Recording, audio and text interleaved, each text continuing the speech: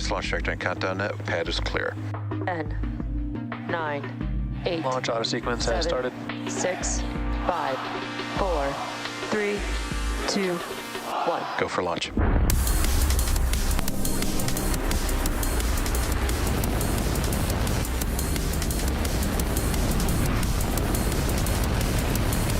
Vehicle is supersonic. Stage separation confirmed. Dragon, separation confirmed.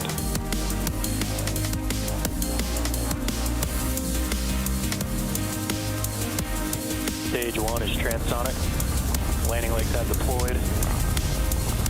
And Falcon 9 has landed.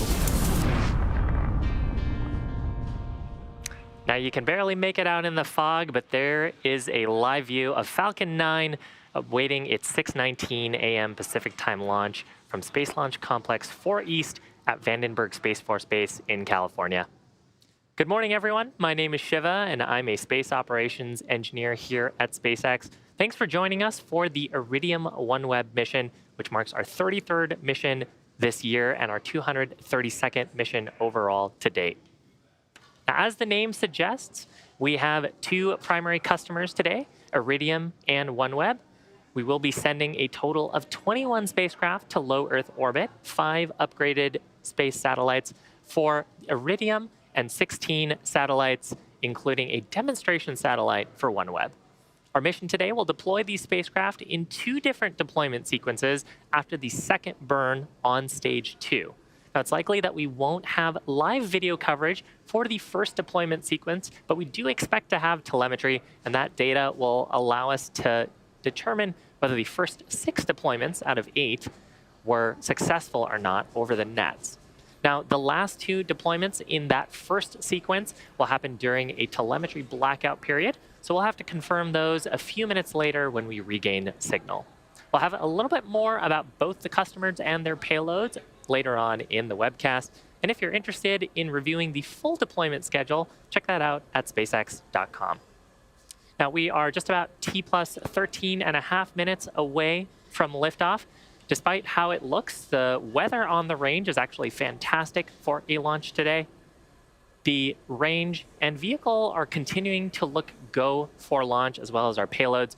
But if for some reason we don't have a launch today, we do have a backup opportunity tomorrow, Saturday, May 20th at 6:15 a.m. Pacific time. Now, on the screen, you can barely make it out with that shadow in the middle, is Falcon 9. It's a 2-stage rocket that stands about 230 feet tall. It will hold just about 1 million pounds of propellant when fully fueled.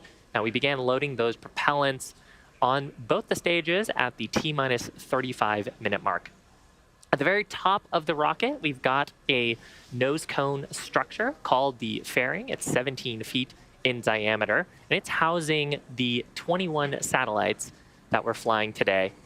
The fairing's job is to protect the satellites from aerodynamic heating, loads, and contamination during the ascent phase of the mission. Once we reach the vacuum of space, the fairing has done its job, so we'll actually jettison them back to planet Earth while the second stage continues to its final destination in low Earth orbit.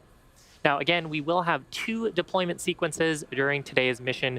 The first deployment sequence will deploy all 5 of the Iridium satellites, and the second one will deploy, and the first 6 OneWeb satellites, and then in the second deployment, we'll deploy the additional 10 OneWeb satellites on today's flight.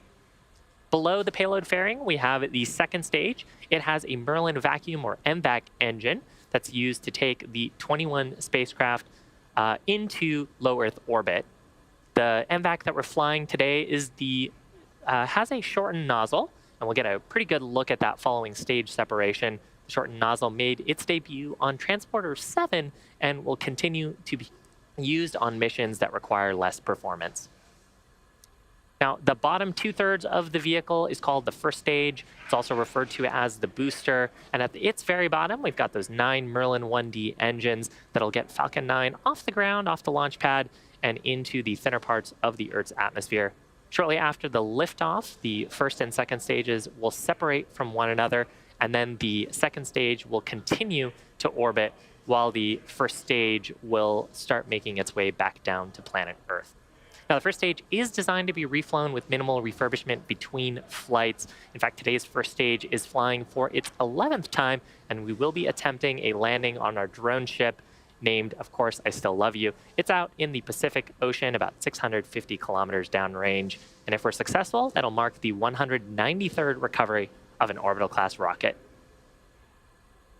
Now, today's launch consists of two primary customers. We've got both Iridium and OneWeb aboard. Iridium is a global satellite communications company, and they provide access to voice and data services anywhere on planet Earth. Now, for our longtime viewers, you may know that SpaceX completed a series of 8 launches for Iridium that completed back in 2019. But here, 4 years later, we're happy to be working with Iridium again to send another upgraded 5 spare satellites into space. These extra satellites will increase Iridium's constellation's resiliency, bringing the number of spare satellites in orbit to 14 and their total constellation size to 80 satellites. So with that, let's learn a little bit more about Iridium and the satellites that they're flying on Falcon 9 today.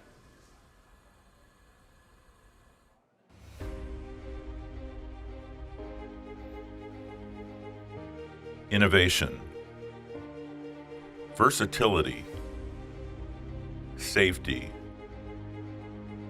resilience. These are just a few of the words that represent Iridium. Millions of people know they can trust Iridium to connect them to and from anywhere on the planet every day. As a result, when family, friends, and colleagues venture off the grid, including to the world's most dangerous environments, they choose to stay connected with Iridium.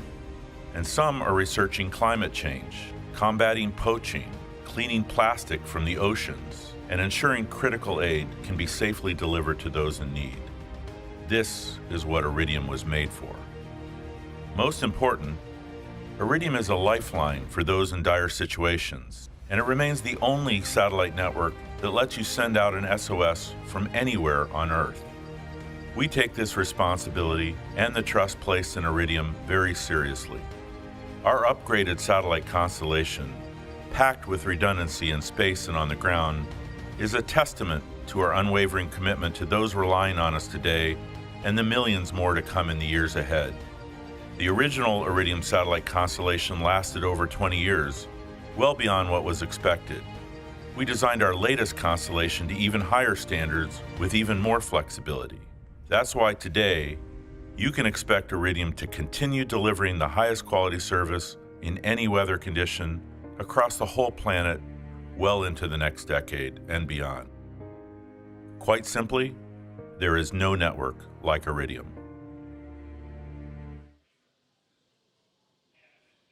Now, OneWeb is also a main customer on today's mission. Today's launch will actually mark OneWeb's 19th overall and their 4th launch with SpaceX. Once these 16 OneWeb satellites on board the second stage deploy, it'll bring their constellation to 634 satellites in total. Now, among these 16 satellites, there's also a special demonstration satellite named JoeySat. It's going to test an innovative beam hopping capability, allowing satellites to switch the direction and strength of signals based on customer needs or demands. Here's some extra information about OneWeb and the payloads they're flying today.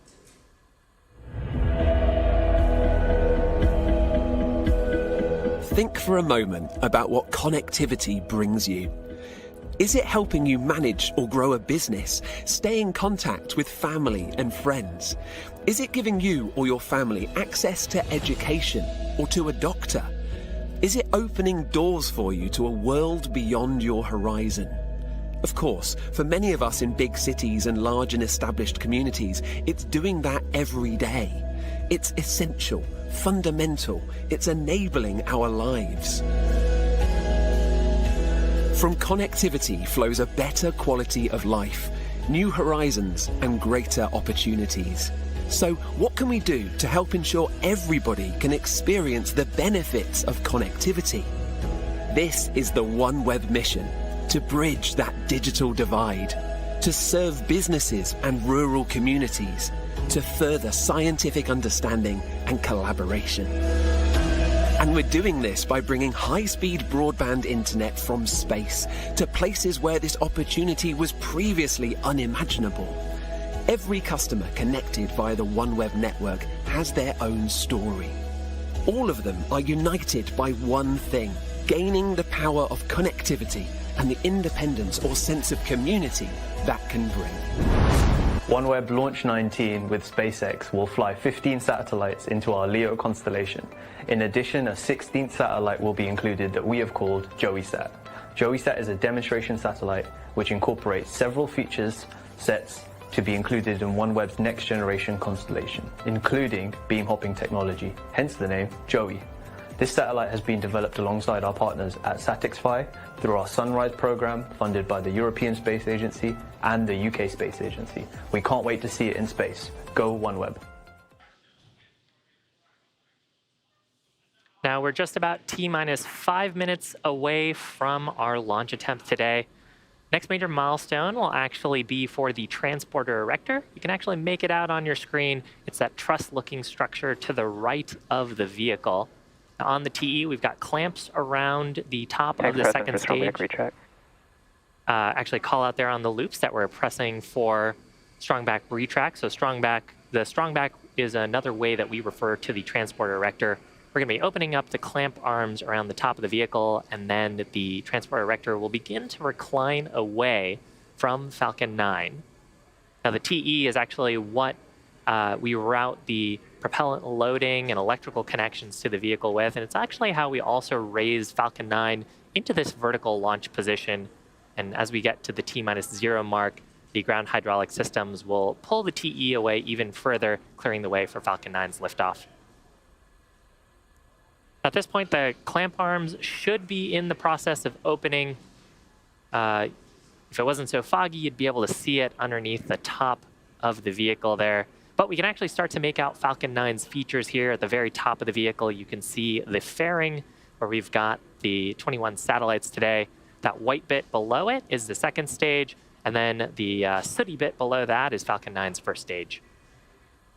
Now, the first stage is connected to the launch mount at the very base of the TE, but the transporter erector is a hinge structure and retracts away from the vehicle in preparation for launch. We've actually begun the strong back retract sequence. You can see it beginning to pull away from the vehicle there.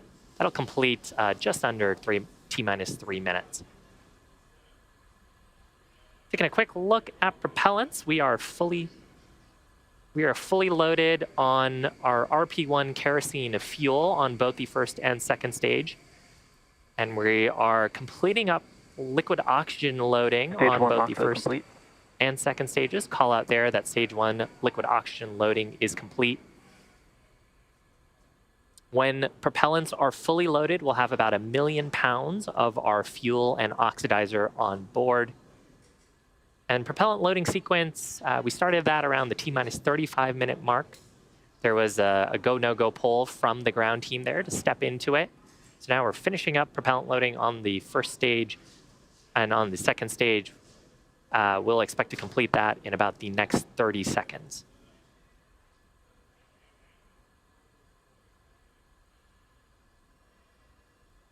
And we're starting to get better and better views, clearer views of Falcon 9. Vandenberg, of course, famous for the fog that tends to roll in from the coast and blanket the launch site in nice layers of clouds. Thankfully, though, the launch weather continues to look fantastic for today's launch attempt.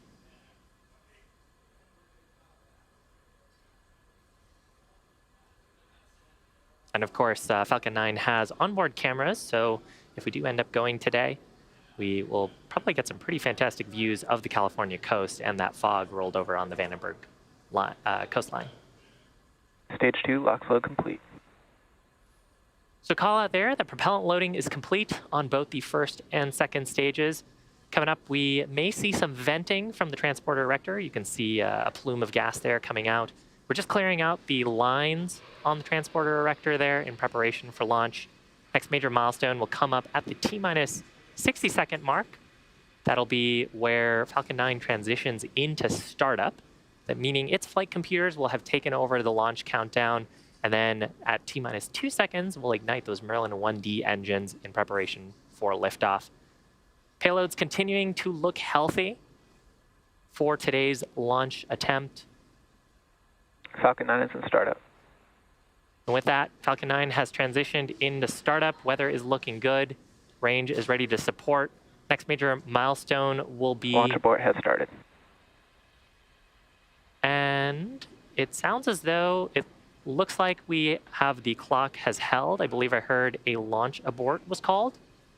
Now, launch abort is not necessarily a bad thing. At the point that we are underneath T-minus 60 seconds, Falcon or the ground team can call an abort if they see something that doesn't look quite right. So we're going to listen in to the loops a little bit here, see if we can find out more. Bear with us a moment.